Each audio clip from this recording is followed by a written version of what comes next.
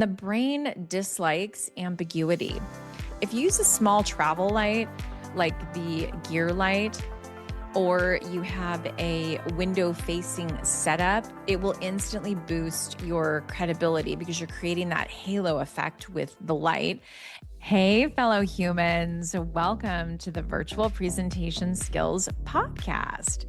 This is the show where we mix professional wisdom, a dash of humor, and a lot of really cool brain science. This is a Minicast Mastery version of our show, which means we guarantee to deliver value in less than 10 minutes. Our title today is 4 Tech Hacks for Anywhere Presentations. What's really important about the digital nomad mindset is tech issues feel incredibly stressful. And starting to have the conversation about remote resilience and what that means is becoming more and more important. Your brain is not going to function at its highest level, and you're not going to be the best 2D version of the 3D you if you're constantly worrying about frozen screens and an echoing audio, maybe poor lighting, unstable internet, and then suddenly your expertise takes a backseat to your equipment. And guess what? Your audiences notice. They do. I'm telling you, they notice. If you are much better prepared to stay calm in situations of high stress, you are going to be able to maintain the level of credibility you worked so hard to achieve, especially when you're presenting from anywhere. So, Kimberly, we can put it this way. Because resilience isn't about perfect tech, it's about being prepared when things aren't perfect. Well said. I love that. When technology fails unexpectedly, your nervous system interprets it as a loss of control.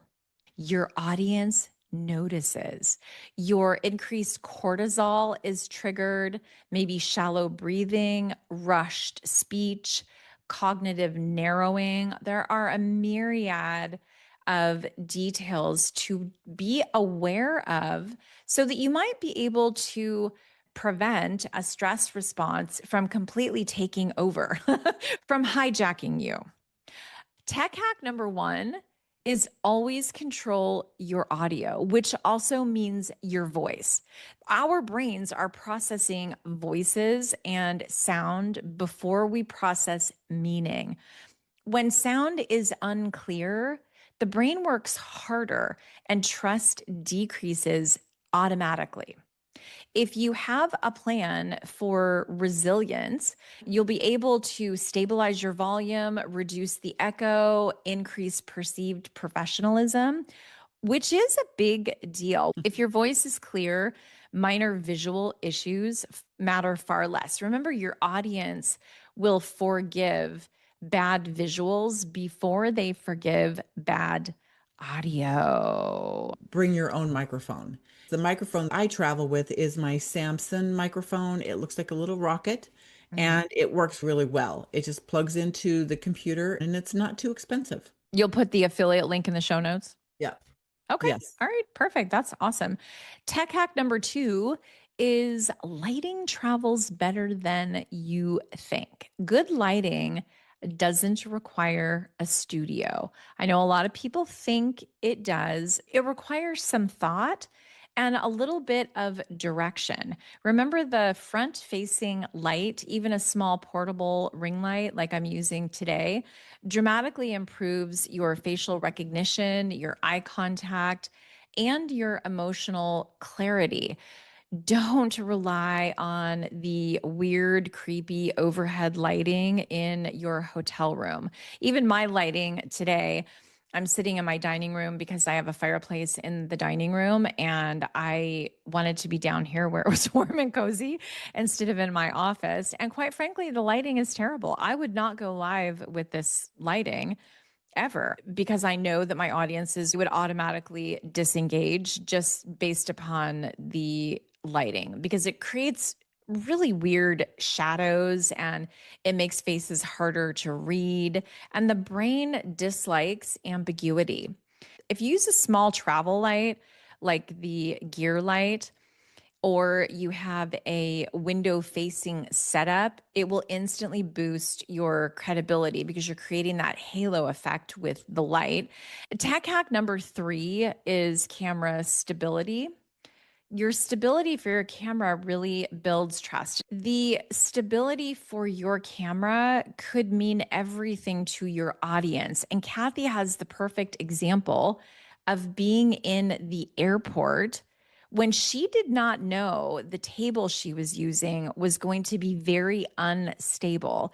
And she was with me. We were in a team meeting and I think we were recording a podcast. So it wasn't a make or break. But imagine being in front of a client and doing this wobbly thing. If I wobble this, Kathy, a little bit, what does that make you feel like? Well, I don't like it. It hurts my brain, but it's also uncomfortable as the presenter. When I was at the airport, every time I touched the table, it would move. Mm. And so I was just like, okay, I need to have my face in the microphone, but stand away. If you could do that at the same time. Yes, yes. Well, I think that's one of the best examples. And how do we do that? We plan ahead, have a remote resilience plan available to you so you can recover. Remember, you are nurturing the learning journey of your audience. Your lighting, your camera, your background, your body language, and their experience with the 2D version of you. It's extremely important to remember the goal. Always have a backup plan. This is very similar to what we teach in one of our modules, which is emergency preparedness.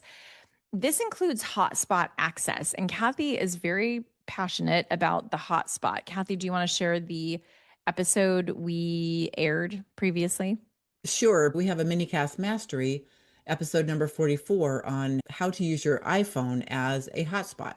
Ready to dial into the meeting just using your phone if you need to. Have your slides available offline. I always have a copy of the slide deck on a portable drive of some sort. Knowing you have a plan ahead of time is going to reduce anxiety.